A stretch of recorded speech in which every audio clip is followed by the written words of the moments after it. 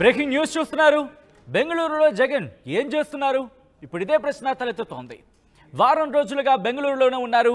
బెంగళూరులోనే మకాం వేశారు మాజీ ముఖ్యమంత్రి జగన్. ఓటమి తర్వాత పులివెందుల నుంచి నేరుగా బెంగళూరుకు వెళ్లారాయన. దాదాపు 10 ఏళ్ల తర్వాత యలహంక ప్యాలెస్కు చేరుకున్నారు జగన్. కీలక నేతలతో అక్కడే మంత్రాలు జరుపుతున్నట్టుగా తెలుస్తోంది. కాంగ్రెస్లో పార్టీని విలీనం చేస్తారంటూ ఇటీవల వార్తలు చక్కర్లు కొడుతున్నాయి. ఓటమి తర్వాత జగన్ కీలక వ్యాఖ్యలు చేశారు. హిమాలయాలకు వెళ్దామని, అవును హిమాలయాలకు వెళ్ళిపోదామని అనిపించింది అంటూ కూడా జగన్ చేసిన వ్యాఖ్యలు ఇన్ఫాక్ట్ పెద్ద దుమారానే రేపాయనే చెప్పుకోవాలి. కొన్ని రోజుల పాటు రెస్ట్ తీసుకోవాలన్న ఉద్దేశంతోనే బెంగళూరుకు వెళ్ళినట్టుగా తెలుస్తోంది జగన్. మళ్లీ తాడేపల్లి వచ్చాక పార్టీ కార్యక్రమాలు వేగవంతం చేస్తారంటూ కూడా ప్రచారం జరుగుతోంది. వైఎస్ సీఎంగా ఉన్నప్పుడు యలహంకలో సుమారు 23 ఎకరాల విస్తీర్ణంలో ప్యాలెస్ నిర్మాణం జరిగింది. వైసీపీ ఏర్పాటుకు ముందు ఇక్కడే ఎక్కువగా ఉండేవారు జగన్. ఈ నేపథ్యంలో మళ్ళీ ఆయన అక్కడికి చేరుకున్నారు. ఇప్పుడేం చేస్తున్నారు, బెంగళూరులో జగన్ ఏం చేస్తున్న అంశానికి సంబంధించి మాత్రం ఇప్పుడు డిస్కషన్ నడుస్తోంది. వారం రోజులుగా ఆయన బెంగళూరులోనే ఉన్నారు. ఓటమి తర్వాత పులివెందుల నుంచి నేరుగా బెంగళూరుకు చేరుకున్నారు. దాదాపు 10 ఏళ్ల తర్వాత యలహంక ప్యాలెస్కు చేరుకున్నారు జగన్. కీలక నేతలతో అక్కడే మంత్రాలు జరుపుతున్నట్టుగా తెలుస్తోంది.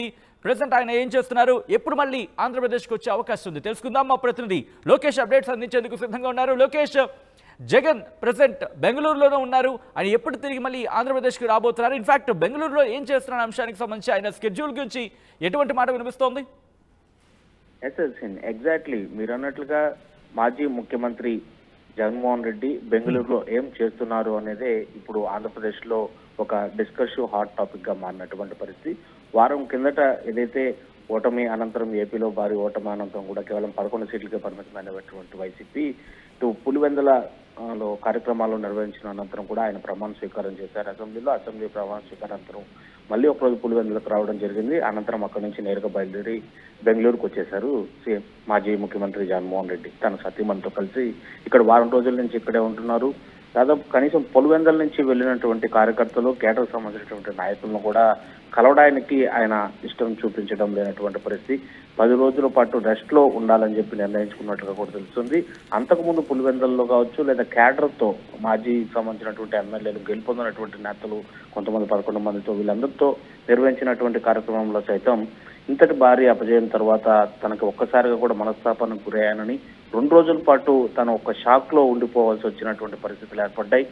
తనకు ఇంత భారీ ఓటమి చూసిన తర్వాత ఒక్కసారిగా హిమాలయాలకు వెళ్ళిపోవాలనిపించింది అనేటువంటి కామెంట్ ని జగన్మోహన్ రెడ్డి అక్కడ ఉండేటువంటి క్యాడర్తో చేసింది కాస్త ఆలస్యంగా బయటకు వచ్చినప్పటికీ కూడా అది కూడా రాజకీయంగా హాట్ టాపిక్ గా మారినటువంటి పరిస్థితి. అయితే 40% ఓట్ బ్యాంకింగ్ ఉండటం, ఆ 40% ఓటింగ్ బ్యాంకింగ్ పూర్తిగా కూడా వైసీపీకి పోలటంతో ఇంతమంది ప్రజాదరణ వైసీపీకి ఉంది కాబట్టి తిరిగి తన నిర్ణయాన్ని మార్చుకొని తిరిగి ప్రజా సమస్యలపైన పోరాటం చేయాలని నిశ్చయించుకొని ఆ క్యాడర్తో ఆ సమావేశం నిర్వహిస్తున్నట్లు కూడా జగన్మోహన్ రెడ్డి చెప్పినటువంటి పరిస్థితి. అయితే తనకు ఈ భారీ అపజయం అనంతరం కూడా ఎందుకు ఈ ఓటమి కలిగింది అనేటువంటి ఒక సుదీర్ఘమైనటువంటి ఆలోచన చేయడంలో కావచ్చు, లేదా రాజకీయంగా విశ్లేషకులు లేదా రాజకీయంగా ఎంతో అనుభవం కలిగినటువంటి ముఖ్యమైనటువంటి కీలకమైనటువంటి నేతలు, అంటే ఇప్పుడు భారతదేశ వ్యాప్తంగా ఉండేటువంటి కీలకమైనటువంటి నేతలు 2014 ముందు ఏదైతే పాదయాత్ర చేపట్టి అనంతరం 2019 అధికారంలోకి వచ్చినటువంటి జగన్మోహన్ రెడ్డి చాలా మంది రాజకీయ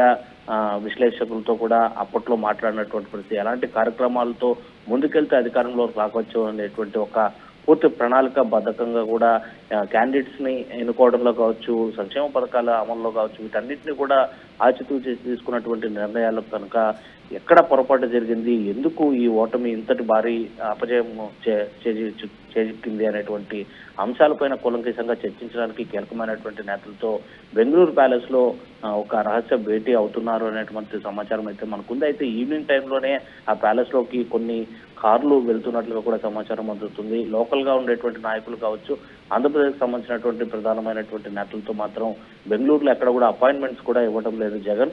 వారం రోజుల నుంచి బెంగళూరులోనే తన సత్యమంతా ఉన్నటువంటి జగన్ 10 ఏళ్ల తర్వాత ఆ ప్యాలెస్ కు వెళ్లడంతో కూడా ఒకసారిగా బెంగళూరులో కూడా ఒక హాట్ వాతావరణం నెలకొంది. అక్కడ ఉండేటువంటి వైసీపీ శ్రేణులు సైతం జగన్ చూడడానికి ఇంటి వద్దకు వెళ్ళినప్పటికీ కూడా ఎవరికి గేట్లు ఓపెన్ చేయనటువంటి పరిస్థితి.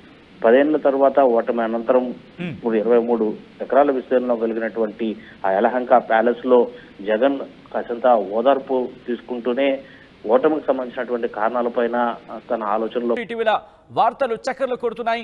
ఈ నేపథ్యంలో ఓటమి తర్వాత జగన్ కీలక వ్యాఖ్యలు చేసిన నేపథ్యంలో ముఖ్యంగా హిమాలయాలకు వెళ్లిపోదామని అనిపించింది అంటూ కూడా జగన్ చేసిన వ్యాఖ్యలు పెద్ద ఇన్ఫాక్ట్ చాలా విస్తృతంగా వెళ్ళిన పరిస్థితి. ఈ నేపథ్యంలోని కొన్ని రోజుల పాటు రెస్ట్ తీసుకోవాలి అన్న ఉద్దేశంతోనే బెంగళూరుకు వెళ్లారు జగన్. మళ్లీ తాడేపల్లి వచ్చాక పార్టీ కార్యక్రమాలను వేగవంతం చేస్తారనే ప్రచారం జరుగుతుంది. వైఎస్ ముఖ్యమంత్రిగా ఉన్నప్పుడు యలహంకలో సుమారు 23 ఎకరాల విస్తీర్ణంలో ప్యాలెస్ నిర్మాణం జరిగింది. వైసీపీ ఏర్పాటుకు ముందు ఇక్కడ ఎక్కువగా ఉండేవారు జగన్.